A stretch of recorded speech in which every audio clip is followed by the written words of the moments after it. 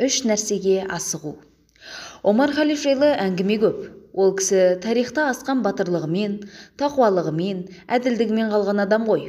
Сол кісі қызы Хафса ері қайтыс болып жесір қалғанда қызын аяп қатты қиналыпты.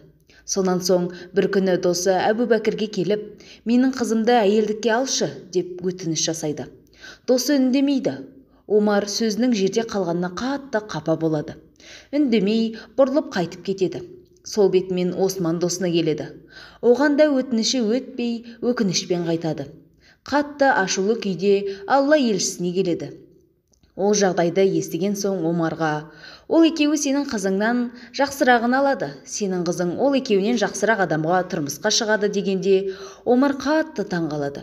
Себебі Әбу Бәкірден жақсы кім болуы мүмкін? Бір ғана Әбу Бәкірдің иманы бар, мұсылманның иманын қосқандығына тең деп пайғамбардың өзі айтқан. Бұл жұмбақтың шешуін Алланың нәбиі көп күттірмеді. «Қызыңды мен аламын» деді ол. Омар қатты қуанды. Сөйтсе, Әбу Бәкір мен Осман бұл жағдай туралы алдын ала біліп, бірақ пайғамбардың сырын аша алмаған екен. Бұл әңгімеден біздің алатын ең басты сабақ: адам бойжеткен немесе жесір қалған қызын ертерек тұрмысқа беруге асығу керек екен. Әрі олай ету ешқандай ұят емес екенін білу керек. Хадисте үш нәрсеге асығу жайлы айтылады.